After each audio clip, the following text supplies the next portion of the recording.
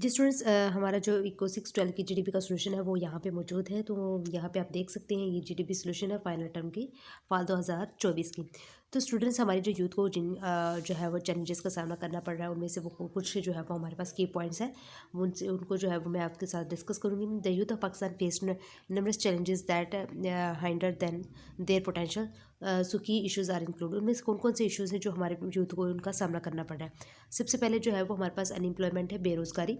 Limited job opportunities lead to high unemployment rates.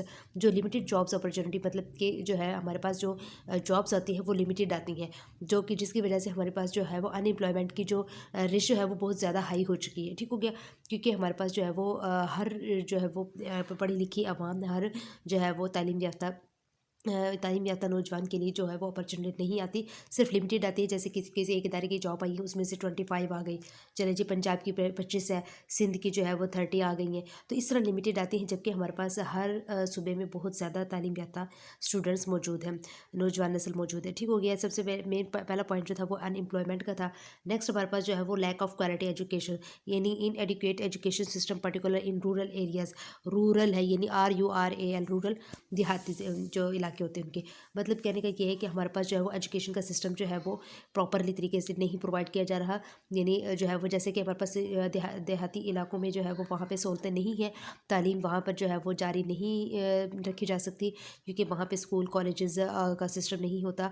तो इसलिए जो है वो ज़्यादातर हमारे जो देहात के रहने वाले लोग हैं उनके जो बच्चे हैं वो जो है वो आगे ज़्यादा तालीम हासिल नहीं कर सकते, क्योंकि जो है वहाँ पे सहूलतें दरकार नहीं है। ठीक हो गया, इसके बाद जो है वो तीसरा हमारे पास क्या है, पॉवर्टी है। पॉवर्टी यानी गुर्बत है, यानी economic hardships limit access to resources and opportunities.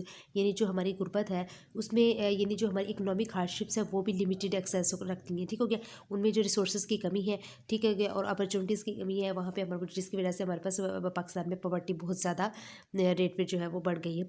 इसके बाद जो है वो हमारे पास आ जाता है सोशल एंड कल्चरल कॉन्स्ट्रेंट्स, यानी traditional norms restrict freedom and participation. यानी कि हमारे पास जो सोशल एंड कल्चरल कंस्ट्रेंट्स का मतलब ये होता है कि जैसे हम मुआशी तौर पर, सकाफती तौर पर जो है वो आज़ादाना तौर पर नहीं जी सकते। क्यों? क्योंकि हमारे पास अगर हम किसी सपोज़ कर लें, अगर हम किसी सियासी पार्टी को जो है वो किसी एक को चूज़ करते हैं, तो हमें जो है वो उसमें हमें फ्रीडम हासिल नहीं है, हमें आज़ादी हासिल नहीं है, हमारे पास रिस्ट्रिक्शंस होती हैं, हमारे पास जो है वो रुकावटें होती हैं कि हम उन चीज़ों को जो है वो अपने आज़ादाना तौर पर जो है वो नहीं कह सकते, उनका जो है वो पार्टिसिपेट नहीं कर सकते उन चीज़ों में। तो ये था। और 5वें नंबर पे हमारे पास आ जाता है health and wellbeing. Limited access to health care, हमारे पास हेल्थ केयर का भी जो है वो बहुत मेन मसला है पाकिस्तान में। मेंटल हेल्थ इश्यूज़ और एंड सब्सटेंस एब्यूज़, तो ऐसे बहुत सारे इश्यूज़ हैं जो यानी हेल्थ के हवाले से, जिसकी वजह से हमारी हेल्थ ठीक ना होने से हमारी नौजवान नस्ल को जो है बहुत ज़्यादा नुकसान हो रहा है। ठीक है, इसके बाद लिमिटेड एक्सेस टू टेक्नोलॉजी की बात आ जाती है 6 पॉइंट पर, जिसमें restricted access to digital resources and internet, जिसमें हमारे पास जो है वो डिजिटल रिसोर्सेज के और जो है वो इंटरनेट की कमी बहुत ज़्यादा है। और मतलब कि हमारे पास यानी अगर एक्सेस है भी तो वो सिर्फ लिमिटेड है, यानी मेन जैसे कि बड़े शहरों में हो गई है, मेन लोगों तक जो है वो इसकी एक्सेस है, अदरवाइज़ नहीं है। तो जिसकी वजह से देखिए हमारे पास अगर देहाती इलाकों में देखा जाए तो हमारे पास इंटरनेट का बहुत ज़्यादा इशू है, जिसकी वजह से वहाँ के लोग का जो अपडेट जो चीज़ें होती हैं उनसे बाखबर नहीं होते वो, क्योंकि उनका जो है वो नेट सिस्टम नहीं चलता।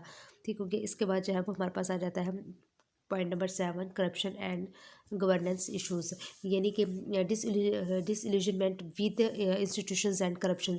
यानी हमारे पास जो है वो अगर किसी भी कोई भी शख्स अगर अपने आप को तरक्की दे सकता है तो वो सिर्फ करप्शन की बिना पर, सिफारिश की बिना पर जो है वो कर सकता है। और अदरवाइज़ जो एक आम इंसान है जो कि टैलेंटेड है और जो क्वालिफाइड भी है, मतलब अगर देखा जाए तो वो परफेक्ट है, तो उसको जो है वो जॉब नहीं मिल रही होती, उसको कोई जो है वो सोसाइटी में कोई उसको मकाम नहीं हासिल हो रहा था, क्योंकि उसके पास जो है वो करप्शन के लिए कोई पैसे नहीं है या कोई सिफारिशात के लिए उसके कोई ताल्लुकात नहीं है।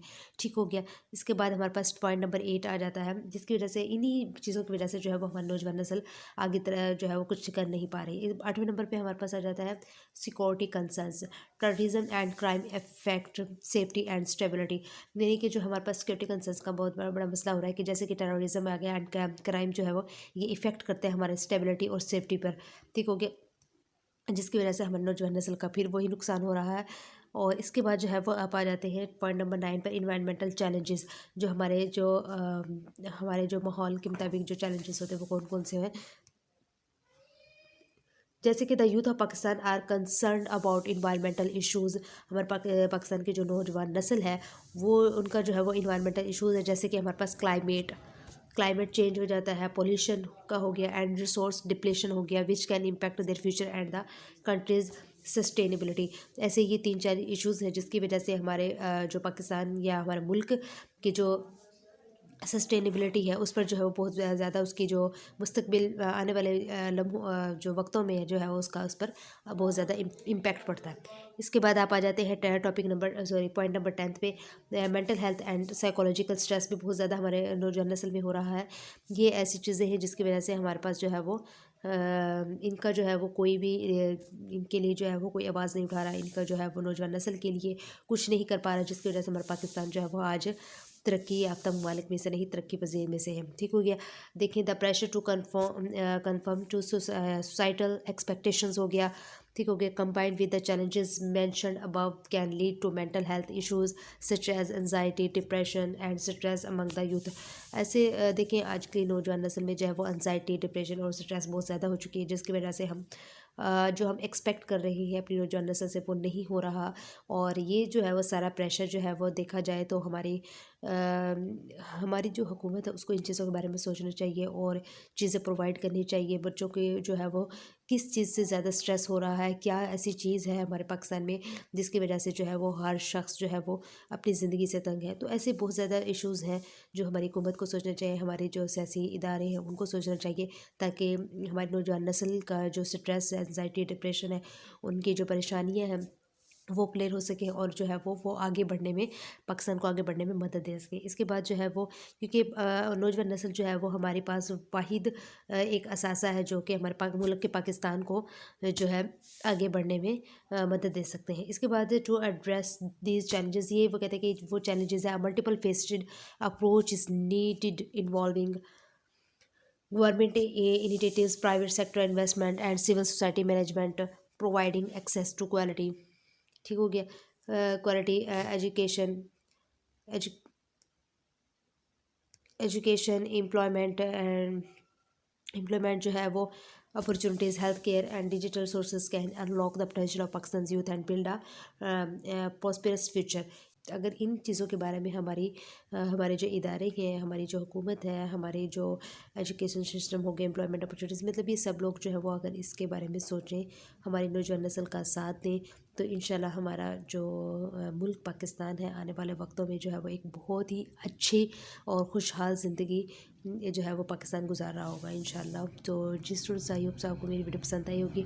अगर कोई मसला हो तो आप मुझे कमेंट बॉक्स में बताइए, इंशाल्लाह मैं आपको कमेंट बॉक्स में बताऊँगी। और स्टूडेंट्स ये जीडीबी है, जस्ट 5 नंबर की होती है, तो ज़्यादा आप उसको खोल के लिखेंगे, उसको जो है वो ज़्यादा लंबा लिखेंगे तो ये आपको इसके नंबर नहीं मिलते।